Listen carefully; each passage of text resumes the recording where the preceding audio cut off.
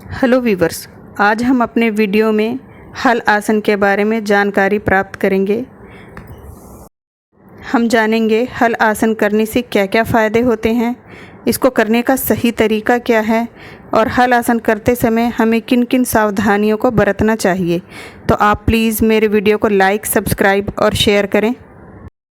तो आइए पहले हम हल आसन के बारे में जानकारी प्राप्त कर लेते हैं और इसके होने वाले फ़ायदे कौन कौन से हैं।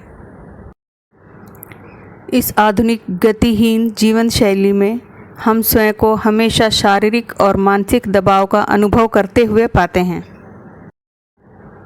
दुर्भाग्य से इसका असर हमारी व्यक्तिगत आदतों पर भी पड़ता है, जिससे विभिन्न बीमारियां पैदा हो रही हैं। वहीं सौभाग्य से योग जीवन में स्वतंत्रता की भावना लाता है। विभिन्न प्रकार के योग आसनों के साथ प्रत्येक आपको अपरिहार्य स्वास्थ्य लाभ देता है। ऐसा ही एक आसन है हल आसन। यदि आप रोज़मर्रा की जीवन शैली और भाग दौड़ से हुए नुकसान की भरपाई के लिए कुछ ढूंढ रहे हैं तो आप सही जगह पर आए हैं। हल आसन का अभ्यास शुरू करने के लिए आपको जो कुछ भी आवश्यक हो सकता है उसे जानने के लिए आप हमारे वीडियो से जुड़े रहें। हल आसन क्या है? हल आसन एक प्रकार का योगासन ही है। हल आसन संस्कृत नाम है जिसमें हल का अर्थ है हल, जबकि आसन का अर्थ है मुद्रा। इस प्रकार इसे हल मुद्रा के रूप में भी जाना जाता है, क्योंकि इस आसन को करते समय शरीर की अंतिम स्थिति भारतीय हल के आकार में दिखाई देती है। हल आसन आपकी रीढ़ की हड्डी को स्वस्थ और युवा बनाए रखने में मददगार है। हल एक उपकरण है जो मिट्टी को ढीला करने और बुआई के लिए ताज़ा पोषक तत्वों को फिर से सतह पर लाने में मदद करता है। उसी तरह हल आसन करते समय शरीर के पिछले हिस्से में खिंचाव होता है और तंग हैमस्ट्रिंग को ढीला करने में मदद मिलती है, जिससे पूरी रीढ़ को मजबूती मिलती है और फिर से सक्रिय करने में मदद मिलती है। ऐसा कहा जाता है कि जो लोग नियमित रूप से हल आसन करते हैं वे अत्यधिक सक्रिय, तेज़, फुर्तीले और आध्यात्मिक ऊर्जा से भरपूर होते हैं। हल आसन के दो रूप हैं। अर्ध हल आसन, इस आसन को अर्ध हल आसन भी कहा जाता है। इसमें पैरों की स्थिति को 90 डिग्री के कोण पर बनाए रखना शामिल है और शरीर भारतीय हल के आधे आकार जैसा दिखाई देता है। हल आसन, इसे पूर्ण हल आसन भी कहा जाता है। इसमें पीठ के बल लेटकर पैरों और हाथों को फर्श पर फैलाकर आगे की ओर झुकना शामिल है। हल आसन कैसे करना चाहिए? इस आसन को करने के दो संस्करण हैं। एक है हल आसन, पूर्ण हल आसन, और दूसरा है अर्ध हल आसन, आधा हल आसन। यहाँ हम दोनों ही हल आसन को कैसे किया जाए इसके बारे में आपको बताएंगे। फर्श पर लापरवाह स्थिति में ऊपर की ओर मुंह करके लेटकर शुरुआत करें। फिर अपने हाथों को अपनी जांघों के किनारे रखें और अपनी हथेलियों को ज़मीन पर टिकाएं। अब अपने घुटनों को मोड़ें, बिना अपने पैरों को हवा में उठाए और कुछ सेकंड के लिए 30 डिग्री का कोण बनाए रखें। धीरे धीरे अपने पैरों को उठाएं, उन्हें 60 डिग्री के कोण पर लाएं और मुद्रा बनाए रखें।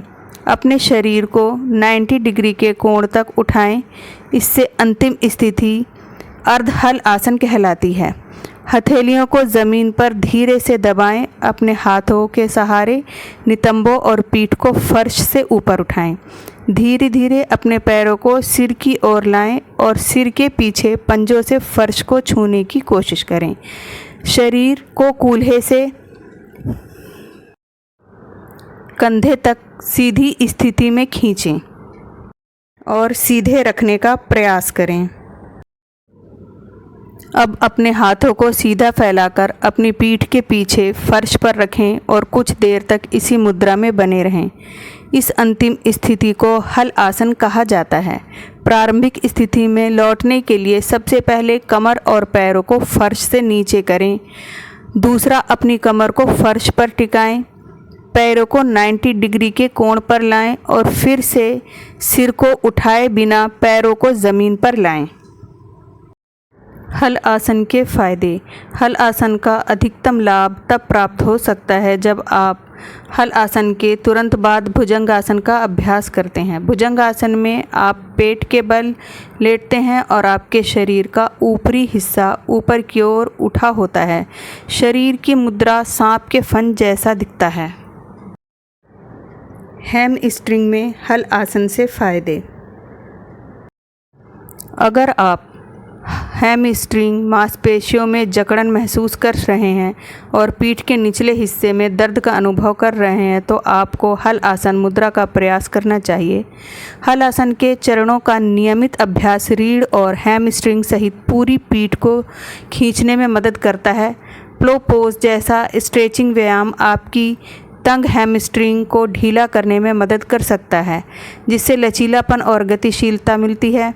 ये पिंडलियों और जांघों के क्षेत्र में स्नायुबंध और मांसपेशियों को भी आराम पहुंचाता है।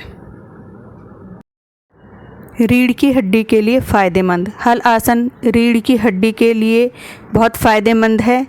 ये रीढ़ की हड्डी को लचीला बनाता है। हल आसन का अभ्यास करने से आपकी पीठ पूरी तरह से खिंच जाती है, जिससे पीठ मुड़ने पर आपकी रीढ़ की हड्डी को ऊर्जा, मजबूती और टोन मिलती है। यह मांसपेशियों के तनाव को कम कर सकता है और आपकी रीढ़ को युवा और स्वस्थ रख सकता है। यह तंत्रिका और गर्दन क्षेत्र पर दबाव बनाकर तंत्रिका तंत्र के संचालन को बढ़ावा देकर रीढ़ की हड्डी के कार्यों को भी बढ़ा सकता है। पेट की बीमारियों के लिए फ़ायदेमंद। हल आसन के फ़ायदे पाचन तंत्र के बेहतर कामकाज में मदद से जुड़े हो सकते हैं। ये सूजन और अपच, पेट के अल्सर या एसिड के कारण होने वाली ऊपरी पेट की परेशानी जैसी समस्याओं से राहत दे सकता है। ये जलन, सीने में जलन, कड़वा स्वाद आदि को कम करने में मदद कर सकता है। ये कब्ज़ और पाचन की समस्याओं को भी हल करता है। हल आसन करते समय सावधानियाँ। पेट की चोट या हर्निया से पीड़ित पेशेंट को डॉक्टर की सलाह लेकर ही हल आसन करना चाहिए। सर्वाइकल या गर्दन की चोट से पीड़ित लोगों को यह आसन नहीं करना चाहिए। उच्च रक्तचाप की समस्या वाले लोगों को किसी पेशेवर योग चिकित्सक से परामर्श लेना चाहिए। कुछ लोगों को पीठ के निचले हिस्से में दर्द रहता है। ऐसे लोगों को पैरों से हल आसन नहीं करना चाहिए। वे केवल एक पैर से प्रयास कर सकते हैं। गर्भवती महिलाओं को हल आसन नहीं करना चाहिए क्योंकि इससे जटिलताएं हो सकती हैं।